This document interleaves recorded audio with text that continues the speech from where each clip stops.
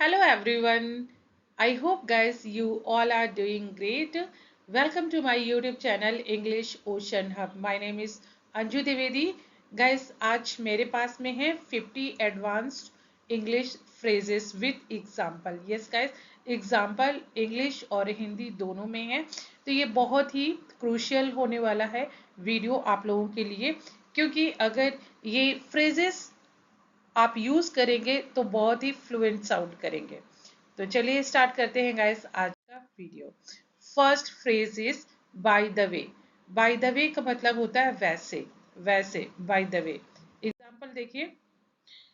By the way, did you here about the new restaurant in town. वैसे क्या तुमने शहर में नए रेस्टोरेंट के बारे में सुना है. नेक्स्ट है एट लीस्ट. एट लीस्ट का मतलब होता है कम से कम. कम से कम बोलते हैं ना कि अरे कम से कम कुछ खा तो लो. तो at least have some food.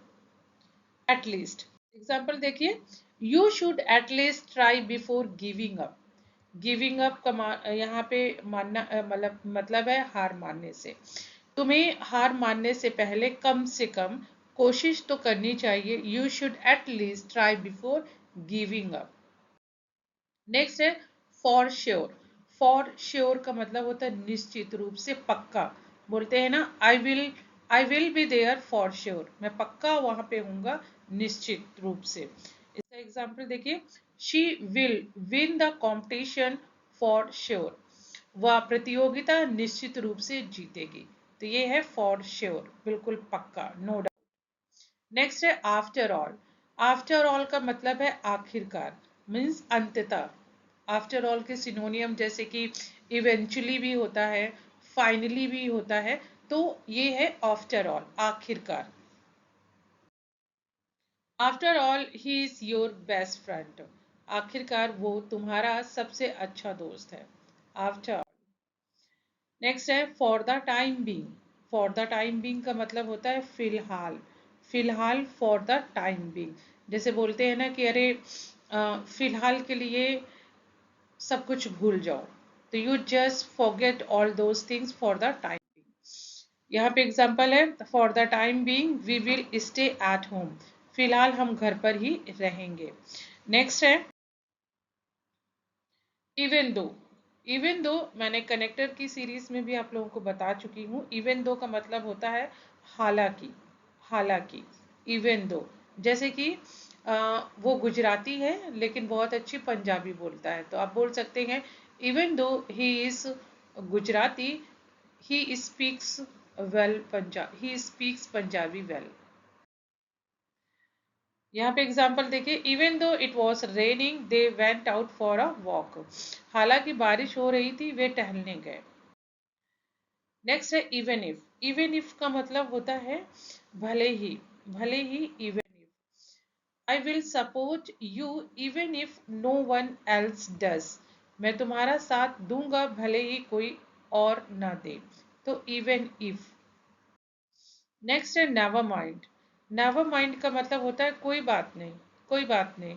Never mind. जैसे हम बोलते हैं ना thank you so much for helping me, तो लोग बोलते हैं नेवर माइंड, कोई बात नहीं. एग्जाम्पल है never mind we will try again tomorrow. कोई बात नहीं हम कल फिर कोशिश करेंगे. नेक्स्ट है ऑफकोर्स. ऑफकोर्स का मतलब होता है बिल्कुल. बिल्कुल of course. Of course you can borrow my book. बिल्कुल तुम मेरी किताब उधार ले सकते हो. बोरो मीन्स उधार लेना. Little bit. लिटिल बिट का मतलब होता है थोड़ा सा. थोड़ा सा. Little bit. I am a little bit tired. मैं थोड़ा सा थका हुआ हूँ. Not at all. Not at all का मतलब होता है बिल्कुल नहीं. बिल्कुल नहीं. जैसे कि अगर आपका पेट बहुत भरा है और आपसे किसी ने पूछा कि आप कुछ ले लो और आपको बोलना है कि नहीं आम मतलब बिल्कुल अब कुछ नहीं ले सकता हूँ, तो आप बोल सकते हैं I am full. I don't want anything at all. मुझे कुछ भी नहीं चाहिए. एग्जाम्पल देखो. I am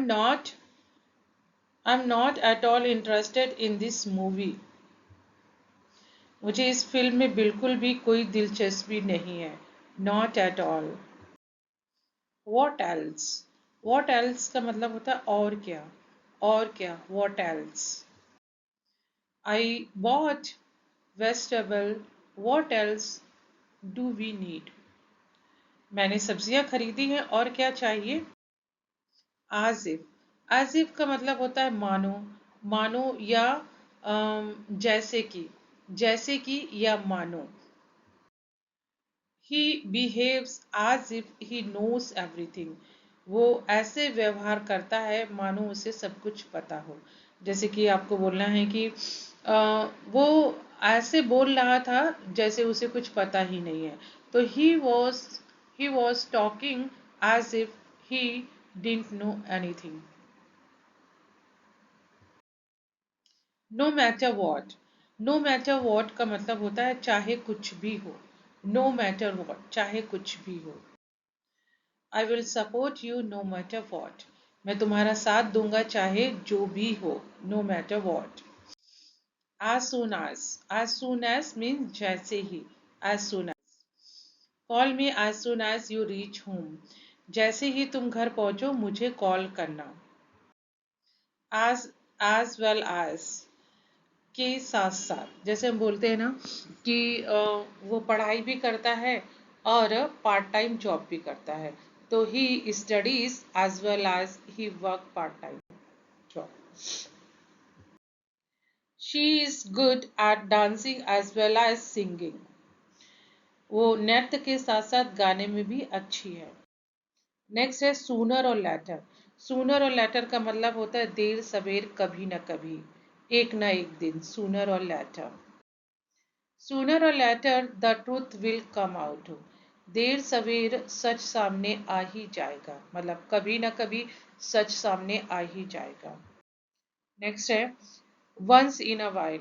once in a while का मतलब होता है कभी कभी, कभी कभी once in a while. Guys कुछ चीजें मैंने कनेक्टर वाली सीरीज में भी आप लोगों को बता दी है. फर्स्ट है एग्जाम्पल है you should go for a vacation once in a while. तुम्हें कभी कभी छुट्टी पर जाना चाहिए. As usual. एज यूजल का मतलब होता है हमेशा की तरह. जैसे आपसे कोई पूछता है हे व्हाट्स गोइंग ऑन, और आप बोलते हैं कि नथिंग स्पेशल एज यूजल, मतलब कुछ खास नहीं बस हमेशा की तरह. He arrived late as usual. वह हमेशा की तरह देर से आया. नेक्स्ट है all of a sudden. All of a sudden का मतलब होता है अचानक. अचानक all of a sudden. All of a sudden it started raining. अचानक बारिश शुरू हो गई. नेक्स्ट एग्जांपल है in order to. In order to का मतलब होता है ताकि. ताकि. इन ऑर्डर टू मतलब जैसे कि बारिश बंद हो जाए ताकि मैं वहां जा सकूं. He studies hard in order to pass the exam. वो परीक्षा पास करने के लिए मेहनत करता है. नेक्स्ट है by all means. By all means का मतलब होता है जरूर, पक्का. By all means. You can use my laptop by all means.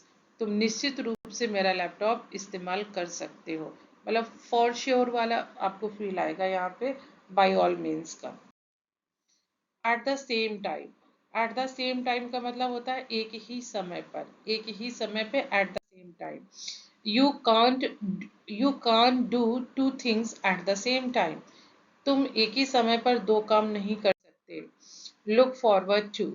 Look forward to guys ये एक ऐसा फ्रेज है जो लोग स्पोकन इंग्लिश में बहुत ज़्यादा मिस्टेक करते हैं. लुक फॉरवर्ड टू के बाद गैस हमेशा याद रखिए कि वर्ब की आईएनजी फॉर्म आती है, लेकिन कुछ लोग इस टू को इन्फिनिटिव समझ लेते हैं और वो वर्ब की बेस फॉर्म लगाते हैं. तो ये याद रखिएगा कि ये एक फ्रेज है और यहाँ पे टू के बाद में हमेशा आपकी वर्ब में आईएनजी आएगी. इसका मतलब होता है इंतजार करना, किसी का इंतजार करना.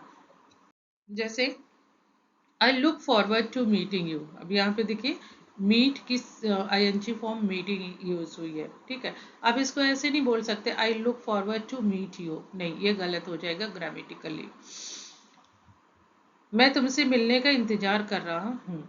नेक्स्ट है keep in mind. Keep in mind का मतलब होता है ध्यान में रखना, दिमाग में रखना. मतलब जैसे बोलता है ना, कोई बोलता है कि अरे उस चीज को दिमाग में रखते हुए मैंने ये स्टार्ट किया, तो keeping that thing in my mind I have started this things. तो ध्यान में रखना, माइंड में रखना, keep in thing, sorry, keep in mind.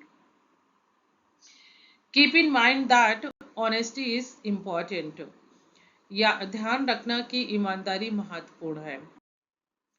Turn a blind eye. Turn a blind eye का मतलब होता है अनदेखा कर देना।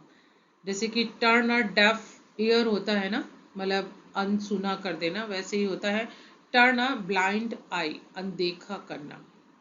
एग्जाम्पल देखिए, द टीचर टर्न्ड, अब यहाँ पे टर्न है वो एज पर टेंस आपका चेंज हो जाएगा। The teacher turn a blind eye to their mischief. अध्यापक ने उनकी शरारत को अनदेखा कर दिया। The teacher turn a blind eye to their mischief. Next है सो फार। सो फार लोग पूछते हैं ना, जैसे किसी ने पूछा, ए hey, how is your day being going so far, तो आप बोल सकते हैं सो फार सो गुड, मतलब अभी तक बहुत ही अच्छा था। तो सो फार का मतलब होता है अब तक, अब तक सो फार। एग्जाम्पल देखो guys, so far everything is going well, मतलब सब कुछ बहुत अच्छा चल रहा, अब तक सब कुछ ठीक चल रहा है। नेक्स्ट है guys, call it a day. Call it a day का मतलब होता है काम खत्म करना, और ये जो कॉल है ये एज पर टेंस आपका चेंज हो जाएगा, काम खत्म करना। एग्जाम्पल देखिए, let's call it a day and go home. चलो आज का काम यहीं खत्म करते हैं और घर चलते हैं। Give up. गिव अप का मतलब होता है हार मानना, हार मानना। लोग बोलते हैं ना, हे डोंट गिव अप, हार मत मानो। Never give up on your dreams. Guys dream के पहले प्रीपोजिशन ऑन लगता है, ये आप याद रखना। Never give up on your dreams. अपने सपनों से कभी हार मत मानना, मतलब don't give up, never give up, कभी हार मत मानना। Take it easy. Take it easy का मतलब होता है आराम से, आराम से, take it easy. Don't be panic, आराम से रहो, मतलब आराम से लो किसी भी चीज को, take it easy. Take it easy, everything will be fine. आराम से सब कुछ ठीक हो जाएगा, take it easy. Make up your mind. Make up your mind का मतलब होता है निर्णय लेना, और ये जो मेक है ये एज पर टेंस आपका चेंज हो जाएगा। जैसे कि अगर मुझे बोलना हो कि भाई मैंने वहाँ एडमिशन लेने के लिए अपना दिमाग बना लिया है, मतलब मैंने ठान लिया है, मैंने डिसाइड कर लिया है, तो आप बोलेंगे I made up my mind to take admission over there. तो यहाँ पे मेक आपका एज पर टेंस चेंज हो जाएगा, डिसीजन लेना, निर्णय लेना, make up mind. Make up your mind before it's too late. बहुत देर होने से पहले अपना निर्णय ले लो। नेक्स्ट है ऑन पर्पस। ऑन पर्पस का मतलब होता है जानबूझकर, ठीक है, इंटेंशनली, ऑन पर्पस। एग्जाम्पल है, he broke the glass on purpose, उसने जानबूझकर कांच तोड़ा। At a glance. At a glance का मतलब होता है एक नजर में, एक नजर में, at a glance. I understood everything at a glance, मैं एक नजर में ही सब कुछ समझ लिया। Bear in mind. Bear in mind guys, जैसे अभी आपने कीप इन माइंड देखा था ना, वैसे बेयर इन माइंड है, और इसका मतलब भी होता है ध्यान में रखना। Bear in mind that hard work leads to success.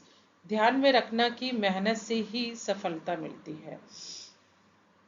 Gas देखिए ना, कितना अच्छा वीडियो ये आप लोगों के लिए है, क्योंकि इसमें आप सेंटेंसेस भी देख रहे हैं, ठीक है, मतलब डेली यूज इंग्लिश सेंटेंसेस भी आप पढ़ रहे हैं, फ्रेजेस भी पढ़ रहे हैं। नेक्स्ट है बाय हार्ट। बाय हार्ट का मतलब होता है याद करना, याद करना दिल से, by heart. I learn the poem by heart, मैंने कविता को याद कर लिया। Let go. लेट गो का मतलब होता है जाने देना, छोड़ देना, लेट गो। एक वो है ना आपका idioms, let bygones be bygones, मतलब जो हुआ सो हुआ। तो लेट गो या लेट इट बी, कई सारे वो है फ्रेजेस, जाने देना, छोड़ देना, या जो हुआ सो हुआ। Sometimes it's better to let go of the past, कभी कभी अतीत को छोड़ देना बेहतर होता है। अतीत मतलब पास्ट। ऑन द वे, सबको पता है रास्ते में, रास्ते में, on the way. I am on the way to your home, मैं तुम्हारे घर के रास्ते में हूँ। I am on the way to your home. Next है गाइस, ये बहुत ट्रेंडिंग है, pull your self together. Pull your self together का मतलब होता है खुद को संभालो, खुद को संभालो। जैसे कि don't be shattered, pull your self together, बिखरो मत, खुद को संभालो। यहाँ एग्जाम्पल है, stop crying and pull your self together, रोना बंद करो और खुद को संभालो। नेक्स्ट है as a matter of fact. As a matter of fact का मतलब होता है वास्तव में, वास्तव में, as a matter of fact. As a matter of fact I was there when it happened, वास्तव में जब ये हुआ मैं वहां था। नेक्स्ट है इन a nutshell. In a nutshell का मतलब होता है संक्षेप में।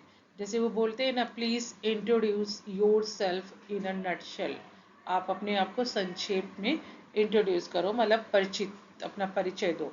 इन अ नटशेल मतलब थोड़ा संक्षेप में, ब्रीफ में। In a nutshell we need to work harder, संक्षेप में हमें और मेहनत करने की जरूरत है। Next, out of reach. Out of reach का मतलब होता है पहुंच से बाहर, पहुंच से बाहर। एग्जाम्पल है guys, luxury cars are out of reach for many people, मतलब लग्जरी कारें हैं, जो महंगी महंगी कारें हैं, कई लोगों की पहुंच से बाहर है। तो luxury cars are out of reach for many people. तो ये गाइस आज का वीडियो था। आई होप ये आप वीडियो बहुत इंजॉय करेंगे, क्योंकि गाइस ये बहुत ही इम्पॉर्टेंट फ्रेजेस है। तो मिलती हूँ गाइस नेक्स्ट वीडियो में। अगर ये वीडियो आपको पसंद आए तो लाइक कीजिएगा और कमेंट करके बताइएगा। Thank you guys, thank you for watching.